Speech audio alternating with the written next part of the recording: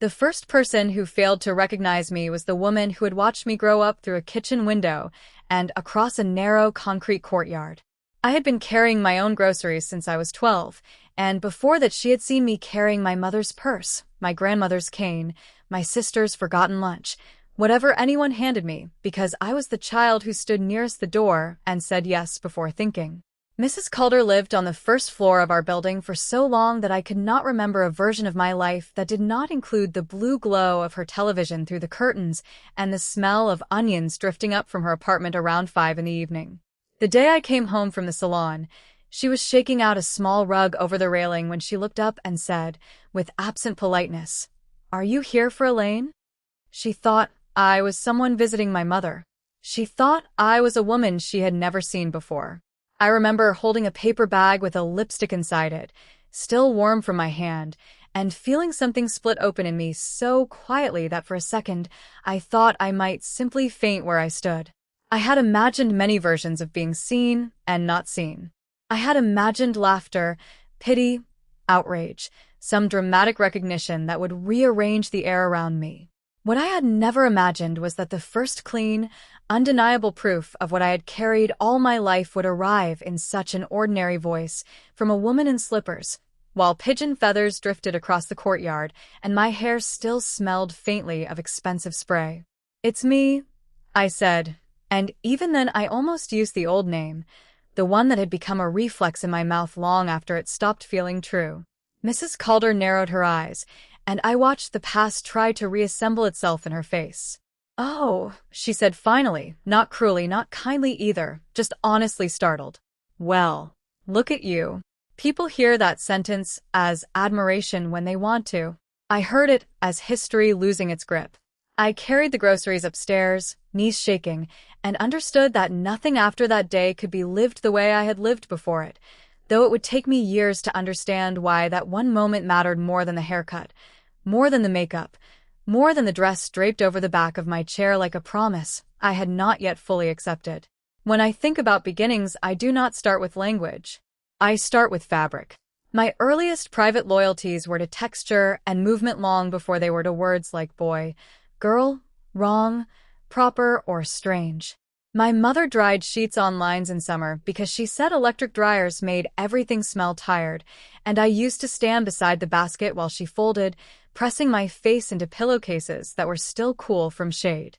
My grandmother, who lived with us every other winter when her knees got bad, had a way of shaking out slips and blouses with an efficient snap of the wrists before folding them into careful rectangles, and I watched her with the hunger some children reserve for magic tricks. She never asked why I lingered there. She only said, "If you're going to watch, you may as well help," and handed me things the family would later laugh about when they wanted to explain me. Little shirts for little hands. Delicate fingers. Always underfoot with the women. At the time, it did not feel like being explained. It felt like being near something I recognized without understanding what it was. My sister Anna was 3 years older than I was and possessed the absolute certainty that belongs only to girls who have not yet learned how expensive certainty will become. She tied ribbons around. Because I had become hideous, but because I could see, with a dread I had no language for, that a version of me I had quietly relied on was being erased by timing alone. That year I asked to join basketball because I thought movement and discipline might solve me. Boys are often taught that discomfort can be sweated out, shouted over, trained into usefulness. I ran drills until my lungs burned, learned to clap teammates on the shoulder, laughed at jokes a beat late so nobody would hear what I was not saying. For a while it almost worked. Performance often does. The price only becomes visible when you stop. The first serious crack in that performance came from a department store mirror. My mother took me to buy a dark suit for a funeral, and while she discussed hems with a saleswoman, I stood on a low platform beneath merciless lighting, wearing a jacket with shoulder pads that made me look older, broader, more complete in all the ways people were supposed to want. "You look so grown," my mother said, and there was pride in it, real pride, because she thought adulthood would make everything easier for me. She had no reason to think otherwise. But something in my face, trapped between the tie and the hard collar, looked so frightened that even the saleswoman paused. "Is it too tight?" she asked.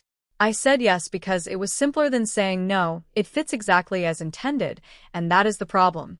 At the Because I had become hideous, but because I could see, with a dread I had no language for, that a version of me I had quietly relied on was being erased by timing alone. That year I asked to join basketball because I thought movement and discipline might solve me. Boys are often taught that discomfort can be sweated out, shouted over, trained into usefulness. I ran drills until my lungs burned, learned to clap teammates on the shoulder, laughed at jokes a beat late so nobody would hear what I was not saying. For a while it almost worked. Performance often does. The price only becomes visible when you stop. The first serious crack in that performance came from a department store mirror.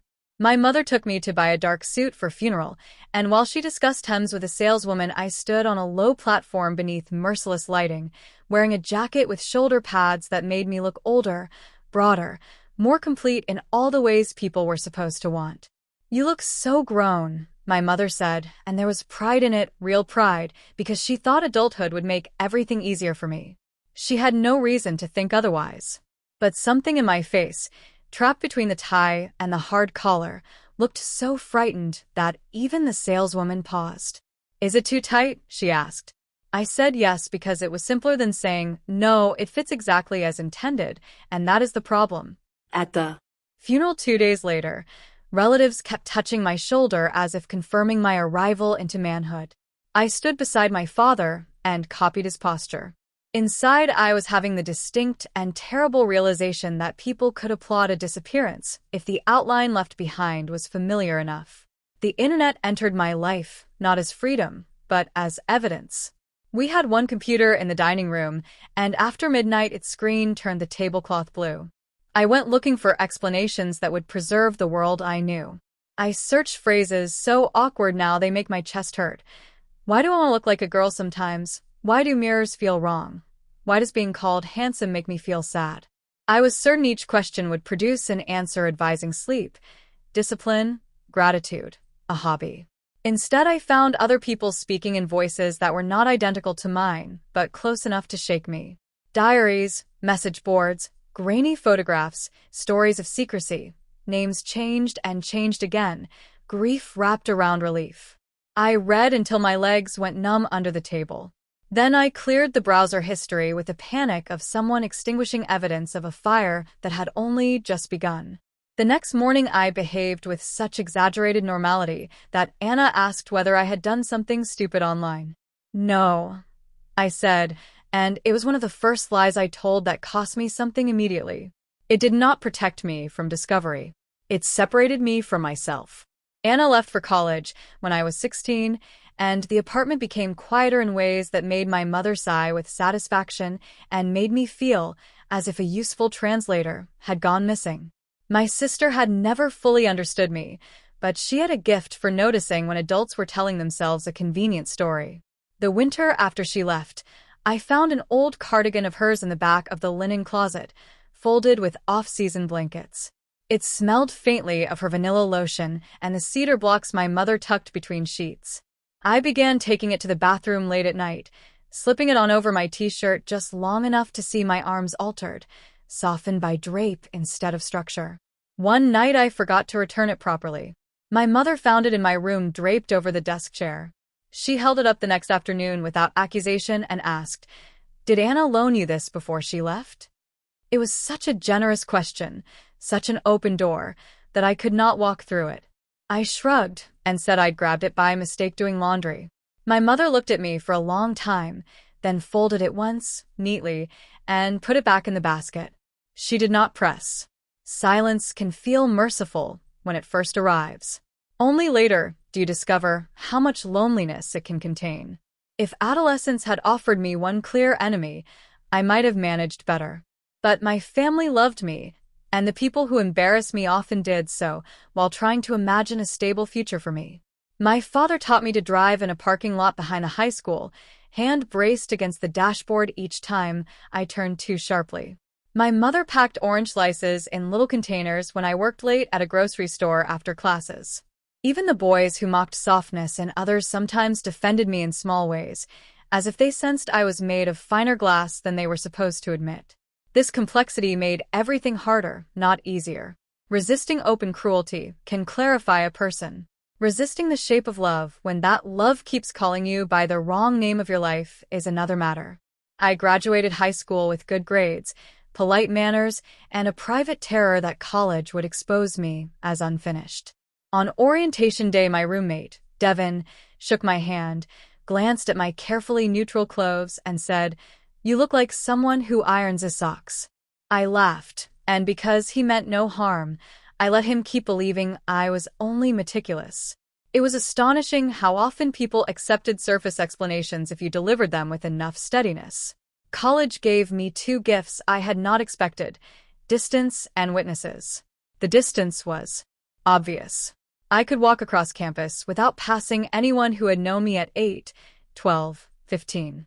The witnesses arrived more slowly. In my second semester, I became friends with a girl named Mara from an art history seminar because we were the only two people who stayed after class to look closely at the slides instead of scribbling down names.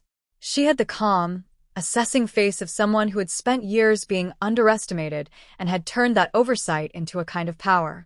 One rainy evening, while we were working on a presentation in her dorm room, she looked up from her notes and said, "Can I ask you something weird?" My heartbeat became so loud I could barely hear her add, "Why do you look relieved when people mistake you for Anna in the photos on your phone?" I had never noticed that expression in myself. I had not known another person could. I made a joke. Mara did not laugh. She passed me the bottle of nail polish remover she had been using to clean paint off a desk and said, very softly, "You don't have to tell me anything before you're ready.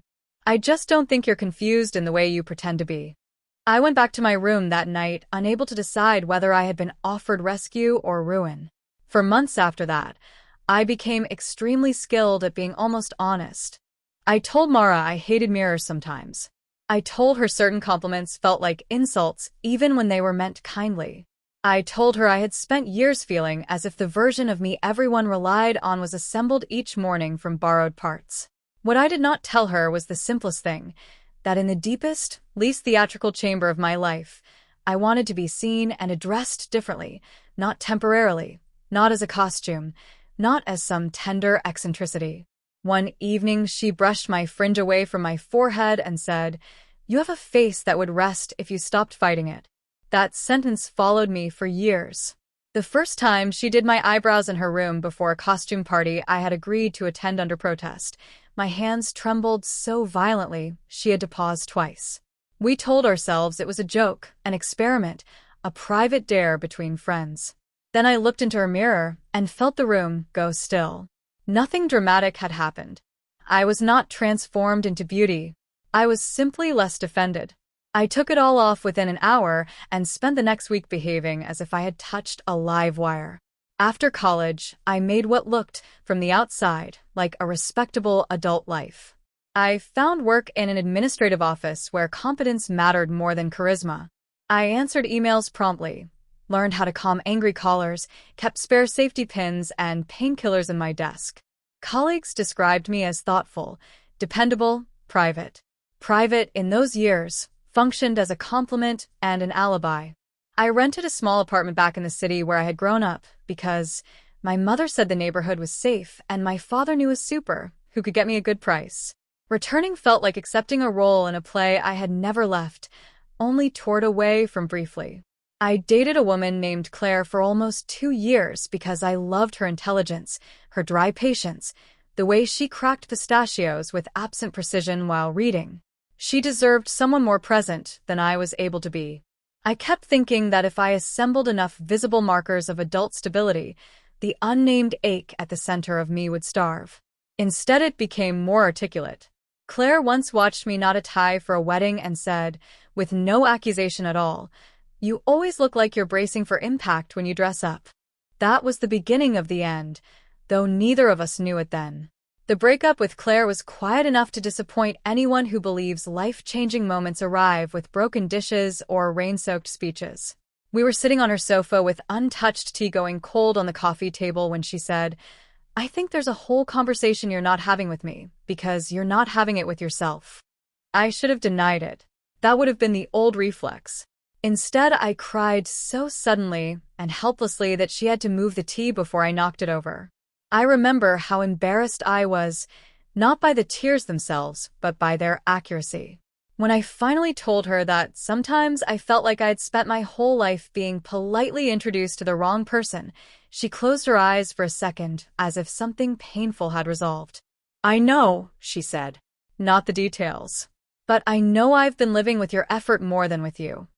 There was grief in that room, and also relief, and years later, I still think of her with gratitude sharpened by regret. Some people do not save your life by staying. They save it by refusing to keep mistaking your endurance for presence. Not long after, my grandmother died, and grief complicated everything by making memory feel urgent. While helping my mother sort through drawers of handkerchiefs, church programs, old photographs, and impossible quantities of elastic bands saved for no clear reason, I found a snapshot of myself at 7 sitting on Grandma's bed with one of Anna's scarves wrapped around my shoulders. I was not posing. I was simply there, looking off to the side with an expression so unguarded it made me put the photograph down. "She kept that one," my mother said behind me. I asked why. My mother gave a tired half-laugh and said, "Because she said it was the first picture where you look settled." The word struck me like a bell. Settled. My grandmother, with her cracked heels and careful folding, had perhaps seen something I did not yet have the courage to call by name. "Did she ever say anything else?" I asked. My mother smoothed a stack of prayer cards into alignment before answering. "Only that some people spend years wearing the family before they learn what fits." Then she looked at me too directly, and I felt both loved and cornered. If I had been braver then, that might have become the conversation that changed everything. Instead, I carried boxes to the car and let the dust of that afternoon settle over us both. Denial, when it becomes sophisticated, can imitate maturity. I entered my 30s speaking about balance, privacy, timing, complexity. I told myself I was being considerate of my parents' age, of my father's heart medication, of my mother's tendency to carry other people's pain in her shoulders until she could not sleep. I told myself that many people lived with unresolved selves and still built useful, decent lives. I bought looser shirts. I kept my hair professionally short. I monitored my gestures in windows, corrected my posture in reflective train doors, lowered my laugh without fully meaning to. For a while this restraint gave me a stern kind of pride. I was handling things. I was asking very little of the world. Then Mara, who had moved back to the city after graduate school, invited me to a gallery opening. We stood among photographs of strangers reinventing themselves in rented rooms, and on the walk back she said, "I'm tired of being patient with your disappearing act." It should have offended me. Instead, I stopped walking. "You make it sound theatrical," I said. She looked at me with almost unbearable gentleness. "No," she said. "Theatrical would at least be visible." A month later, I went with her to a thrift store in a neighborhood where no one knew me. It was supposed to be an errand for frames she wanted to paint. We both knew that was not the whole truth. I remember the fluorescent hum, the smell of old wool and industrial detergent, the way my hands shook when I touched a simple cream blouse on a rack crowded with sequins and winter coats. Nothing in that store was glamorous. That may be why it mattered. I was not reaching for fantasy. I was reaching for ordinary permission. Mara did not perform bravery on my behalf. She simply held up options and asked practical questions. "Would this feel comfortable? Do you want sleeves? Do you like how that fabric moves?" In the dressing room, I changed slowly, convinced the cheap latch would fail and some stranger would witness my incomprehensible life all at once. Instead, there was only the mirror and the thin curtain, and a person looking back at me with a softness that was not invented.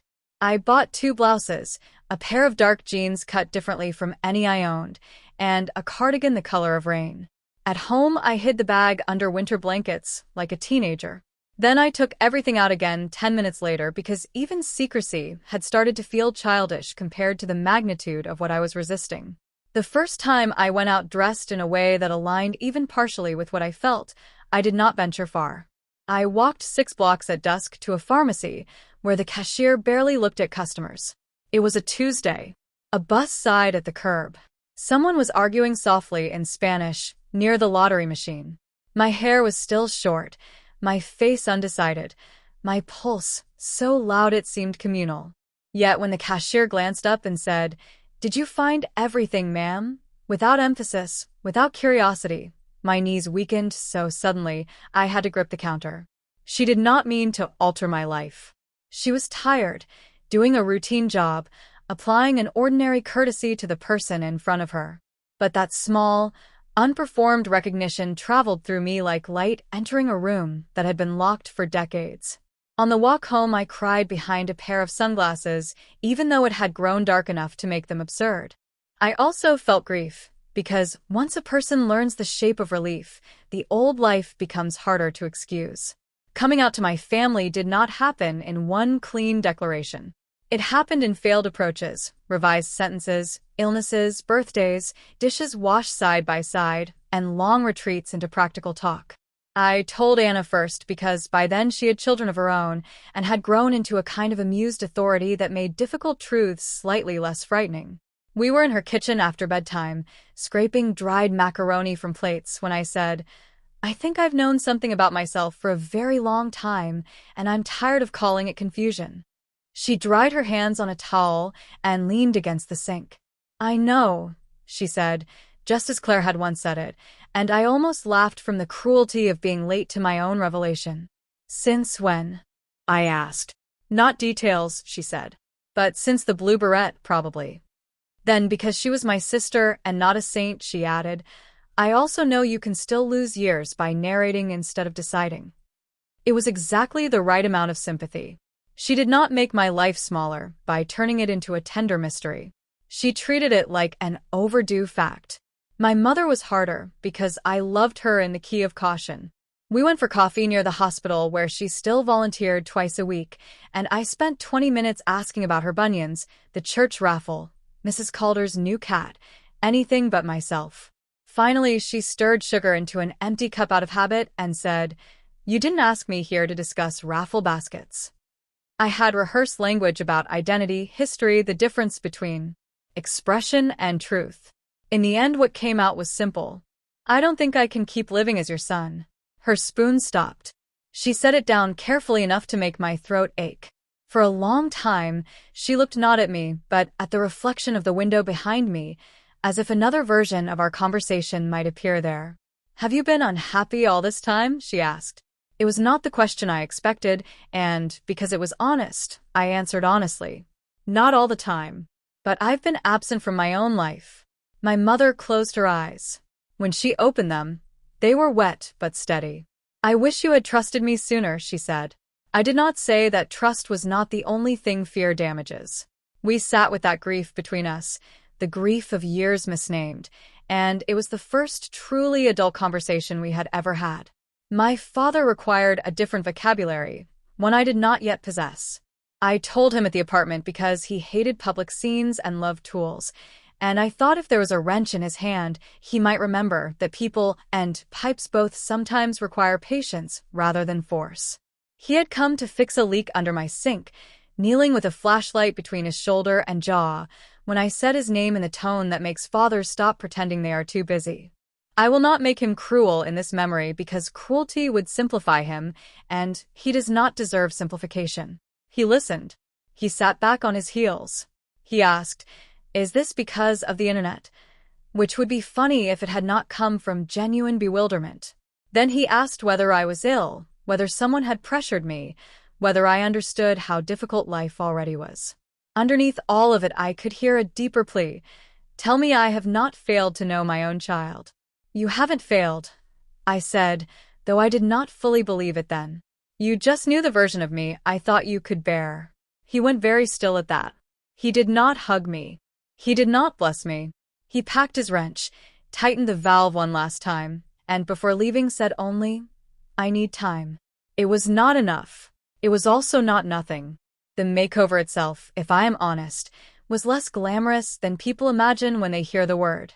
It happened months later because Mara insisted that transition was not only theory and confession but also logistics, and because I had reached the limit of changing in and out of myself in private.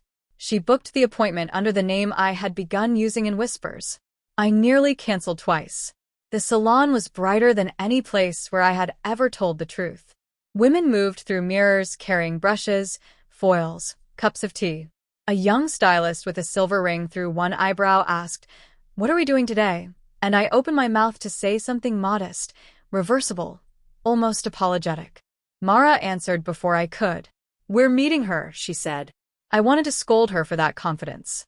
Instead, I started crying so abruptly the stylist handed me tissues and said, with professional calm, "That happens more than you'd think." They trimmed my hair into a shape that gave my face room. They softened my brows, showed me how to turn fear into small acts of precision, brushed color onto my mouth with a gentleness that made me realize how roughly I had always handled myself.